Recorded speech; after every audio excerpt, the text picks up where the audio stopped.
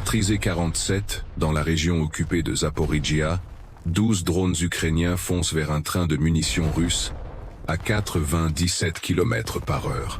Mais les opérateurs qui les contrôlent ignorent que l'artillerie russe a déjà localisé leur position. Le premier obus de 152 mm atterrit à 800 mètres, assez près pour faire tomber la poussière du plafond. Les Russes les ont détectés au moment où 48 moteurs brushless se sont activés simultanément. Cette impulsion électromagnétique a alerté tous les capteurs dans un rayon de 10 km. Les opérateurs font face à un choix: abandonner la mission et survivre ou continuer sous le feu ennemi. Ils ont environ 12 minutes pour atteindre le train. L'artillerie russe n'a besoin que de 3 minutes pour les neutraliser. Ils décident de poursuivre la mission. Un BTR repère l'essaim de drones et ouvre le feu. Des balles traçantes zèbrent l'air matinal. La formation se divise instantanément. 4 drones montent, 4 descendent, 4 continuent tout droit. Les rafales de mitrailleuses fendent le vide. Mais voici ce que les Russes ne peuvent pas voir. Chaque drone est relié à un câble de fibre optique plus fin qu'un fil de pêche. Alors que le brouillage russe sature chaque fréquence avec 10 kW d'interférence, ces câbles transmettent les données à la vitesse de la lumière. Ils sont totalement insensibles au brouillage. Le véhicule de guerre électronique à 10 millions de dollars en contrebas est aussi inutile qu'un presse-papier. Pendant que les drones progressaient, l'artillerie russe avait trouvé l'emplacement exact des opérateurs. Elle commence à pilonner la position. Mais les opérateurs ukrainiens s'y étaient préparés. Ils se sont positionnés dans 3 bunkers distincts espacés de 500 mètres. Et cette distance précise est cruciale. Un obus de 152 mm a un rayon létal de 300 mètres. Avec un espacement de 500 mètres, même un tir direct sur un bunker n'affecterait pas les autres. Les Russes pourraient détruire un bunker, peut être 2 avec une chance exceptionnelle, mais jamais les 3 en même temps. 8 drones survivraient toujours pour accomplir la mission. Le deuxième obus atterrit à 600 mètres. Plus proche, mais l'ajustement se poursuit. À travers la caméra du drone de tête, l'opérateur voit maintenant la cible clairement. Une fumée noire de diesel s'élève du train. Il approche d'une zone où la voie est droite sur 2 km en terrain découvert. Trop loin des points de défense trop exposés pour une protection rapprochée. Les Ukrainiens ont étudié cette route pendant des semaines. La fenêtre d'opportunité durera exactement 97 secondes. Le troisième obus impacte à 450 mètres. Et celui-ci change tout. Des éclats de l'explosion fusent dans l'air à 1500 mètres par seconde. 3 d'entre eux trouvent leur cible. Les câbles de fibre optique des drones 2, 5 et 8. Les câbles de seulement 8 mm d'épaisseur sont sectionnés net. Ces 3 drones basculent immédiatement sur batterie de secours et contrôle radio. Mais cela signifie qu'ils sont maintenant vulnérables au brouillage. Les 9 autres drones, leurs câbles intacts, continuent de transmettre les données. Des impulsions lumineuses voyagent à travers le verre à 200 000 km par seconde. Les opérateurs du bunker prennent la décision de continuer la mission tout en changeant de position. Alors qu'ils saisissent leur équipement, le 4e obus s'écrase à quelques mètres de là. Mais ils sont déjà partis. Ils sprintent dans le tunnel de liaison vers le bunker 4 à 700 mètres à l'est. L'artillerie devra réacquérir la cible, ce qui prendra un temps précieux. Bien que 3 drones soient vulnérables, les 9 autres connectés par fibre optique restent totalement invulnérables à la guerre électronique. Les signaux radio voyagent dans l'air et peuvent être perturbés en saturant les fréquences de bruit.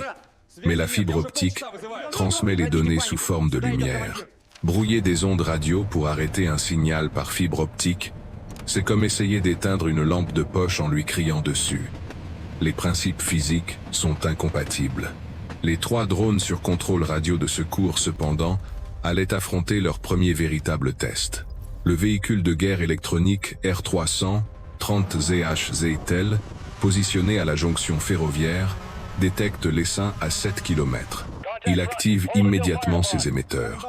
10 kW d'énergie électromagnétique inonde chaque fréquence de 100 MHz à 2 GHz. Assez de puissance pour saturer tous les canaux de contrôle de drones commerciaux, les signaux GPS et les communications radio dans un rayon de 30 km. Les 3 drones en mode radio de secours s'éteignent instantanément. Leurs écrans affichent de la statique. mais les 9 autres continuent leur progression. Dans la cabine de commandement du Zytel, l'opérateur observe son écran. Le système émet encore plus d'énergie. Chaque fréquence est saturée par son signal de brouillage. Il a réussi à créer une bulle électromagnétique de 30 km de large. Sur son écran, 3 signaux de drone ont disparu. Mais 9 autres continuent d'avancer leurs signaux, incroyablement clairs. Il vérifie son équipement confus. Comment peuvent-ils encore émettre à travers 10 kW de brouillage? L'opérateur tente de changer de fréquence de 2,4 GHz à 5,8 GHz et toutes les bandes militaires connues. Bientôt le Zytel émet du bruit sur tout le spectre. C'est comme essayer d'avoir une conversation dans une pièce où 1000 haut-parleurs jouent des chansons différentes, au volume maximum. Les 3 drones en contrôle radio volent désormais à l'aveugle. Ils continuent sur leur dernier cap jusqu'à épuisement de leur batterie. Mais voici l'ironie de la guerre électronique, elle est aveugle. Le champ de brouillage massif du Zytel n'affecte pas seulement les systèmes ukrainiens. L'équipage du BTR-4, 22 ampères au point de contrôle 9, voit l'essaim de drones en imagerie thermique. Il tente de prévenir par radio le système de défense antiaérienne Panzer à 3 km de là. Rien d'autre que de la statique. Leurs radios militaires sont aussi hors service que les fréquences ukrainiennes. Les Russes sont aveuglés eux-mêmes en essayant d'aveugler l'ennemi. Les 9 drones avec leurs câbles intacts poursuivent leur vol sans être affectés. Le Zytel pourrait émettre 100 kW, sans que cela ne change quoi que ce soit. Ce véhicule de guerre électronique à 10 millions de dollars, conçu pour abattre des drones de l'OTAN à 30 km, était totalement impuissant face à des drones reliés par un simple fil. Le conducteur du train prévenu d'une possible activité de drone pousse les manettes des gaz. Le convoi accélère de 42 à 48 km par heure, puis 52 pour atteindre finalement 56 km par heure. La limite absolue pour 4000 tonnes de fret sur une voie vieillissante. Mais cette accélération crée un nouveau problème. Chaque kilomètre par heure supplémentaire déplace le point d'interception de 10 à 7 mètres plus loin sur la voie. Les opérateurs ukrainiens doivent recalculer en continu chaque correction de trajectoire, consommant une précieuse énergie de batterie. L'équipage du BTR au point de contrôle 9 dispose de 8 secondes pour engager la cible. C'est le temps que l'essaim de drone passera dans son enveloppe de tir. Le tireur oriente sa tourelle essayant de calculer l'angle d'anticipation pour des cibles se déplaçant à 27 mètres par seconde. À cette vitesse et cet angle, il doit viser 15 mètres en avant des drones. Il ouvre le feu avec la mitrailleuse PKT 800 coups par minute. Le temps qu'il calcule la bonne anticipation et ajuste son tir, l'essaim est passé derrière une ligne d'arbres. 8 secondes pour acquérir suivre anticipé et engager 9 cibles de la taille d'une assiette plus rapide qu'une voiture sur l'autoroute. La géométrie du tir était impossible. Chaque projectile a manqué sa cible. Le tireur du BTR s'était entraîné pour ce scénario d'innombrables fois sur simulateur. Mais la réalité était différente. À l'entraînement, les cibles se déplacent de manière prévisible. Ces drones changeaient de direction aléatoirement toutes les 2 secondes, comme des colibris ivres. À travers son viseur, il pouvait voir les câbles de fibre optique scintiller au soleil. Il essayait de les anticiper, mais c'était comme essayer de tirer sur l'ombre d'un oiseau. Le temps de viser où il allait, il avait déjà changé de direction. Le commandant du BTR frappe du poing sur la tourelle. Il ne peut même pas signaler son échec, les radios sont toujours brouillées. Les 9 drones survivants continuent vers le train maintenant à 4,2 km du point d'impact. Mais le système de défense Panzerson à la jonction ferroviaire les a détectés en imagerie thermique. Son radar, conçu pour suivre des missiles de croisière, a filtré les minuscules signatures des drones, les considérant comme des parasites de sol. L'opérateur passe en mode électro-optique, suivant manuellement l'essaim, avec ce qui est essentiellement un télescope très coûteux muni de canons. Malgré cela, le Panzer allait prouver qu'un seul tir chanceux peut suffire. Les canons automatiques jumeaux 2 à 38M du Panzer ouvrent le feu à 3200 mètres. Mais le tireur n'essaie pas de toucher les drones individuellement. Ce serait comme chasser des moustiques à la carabine. Au lieu de cela, il règle ses obus de 30 mm sur une détonation à fragmentation aérienne. Chaque obus est programmé pour exploser à une distance prédéfinie se fragmentant en 400 éclats d'acier dans une sphère de 4 mètres. À 5000 coups par minute, il crée un mur de métal entre les drones et leurs cibles. Le drone 6 disparaît dans une boule de feu orange à 2900 mètres. 3 secondes plus tard, le drone 11 explose. Les 7 drones survivants se dispersent immédiatement dans les 3 dimensions. 3 monte à 200 mètres. 3 plonge au ras du sol, 1 maintient son altitude, mais effectue des embardées latérales. Cela force le tireur du penseur à faire un choix. Le penseur est conçu pour arrêter des missiles Tomahawk et des FSIS des menaces au comportement prévisible. Mais ces drones se déplaçaient comme des frelons en colère. Son ordinateur recommande d'engager le groupe en altitude plus facile à suivre contre le ciel. Mais son entraînement lui dicte d'engager la menace la plus proche en premier. Il a 2 secondes pour décider. Il choisit le groupe en altitude, ignorant qu'il vient de répéter l'erreur qui a coûté un autre train 3 semaines plus tôt. Il lève ses canons vers le groupe, montant se concentrant sur cet ensemble de cibles. C'est une erreur classique en défense antiaérienne. On engage toujours la menace la plus proche en premier, car elle a le moins de temps pour réagir. Pendant que les canons du penseur suivent les drones en ascension, le groupe à basse altitude accélère vers le train sans être inquiété. Le tireur réalise son erreur, mais il ne peut pas pivoter assez vite pour les réacquérir. Les drones à basse altitude sont déjà passés hors de son angle d'engagement optimal. Mais ce n'était pas le seul mur de plomb que les drones devaient traverser. Alors qu'ils approchent des voies, une section de soldats russes au poste d'observation 7 ajoute sa puissance de feu. 40 fusils AK, tirant en salve synchronisée. Mais le tir est presque impossible. Les drones traversent leur position perpendiculairement à 27 mètres par seconde.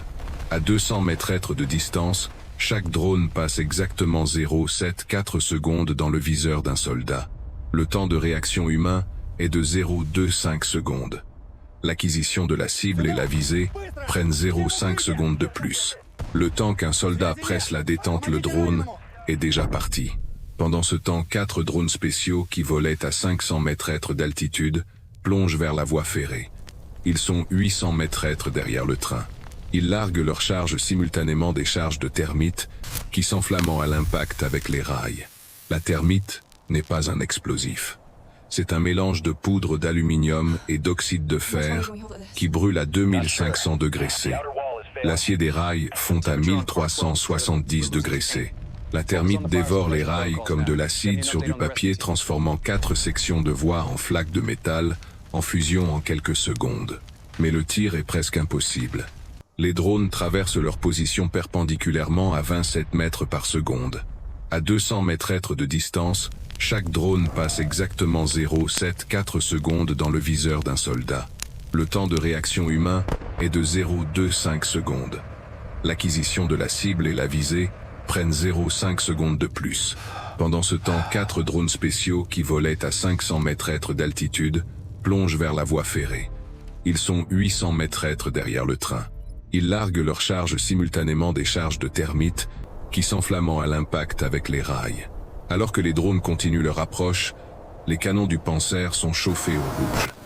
Les canons automatiques modernes peuvent maintenir une cadence de tir maximale pendant environ 45 secondes. Au-delà, la chaleur déforme les rayures du canon et la précision devient nulle.